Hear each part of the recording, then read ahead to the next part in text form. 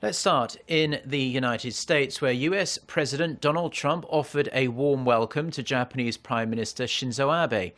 Trump pledged that Washington will work for closer security and economic cooperation with one of its closest allies in Northeast Asia. He also said that countering North Korea was a top priority of his administration. Unshin reports. The two-day U.S. Japan summit kicked off with a firm and friendly handshake in the Oval Office. Thank you, everybody. Strong hands. President Trump and Japanese Prime Minister Shinzo Abe discussed cementing their country's alliance with the focus on maintaining regional peace and boosting their economic partnership. On North Korea's nuclear threats, Trump and Abe agreed to work together to bolster their defensive capabilities.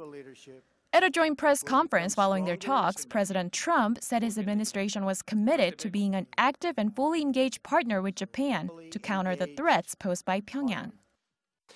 We will work together to promote our shared interests, of which we have many, in the region, including freedom from navigation and of navigation, and defending against the North Korean missile and nuclear threat, both of which I consider a very, very high priority. Abe said the two countries confirmed their stance on the East China Sea and the South China Sea to ensure freedom of navigation. Referring to Trump's commitment to bring jobs back to the United States, Abe expressed his wish to build a hopeful economic partnership in the future. With President Trump in the leadership, I am sure there are major-scale infrastructure investments that will be made, including the fast-speed train. Japan, with our high level of technical capability, we will be able to contribute to President Trump's growth strategy.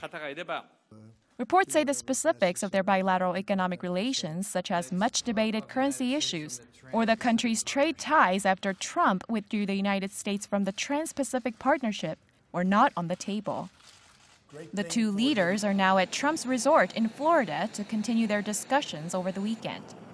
Abe was the first foreign leader to meet with Trump in New York shortly after he won the presidential election in November.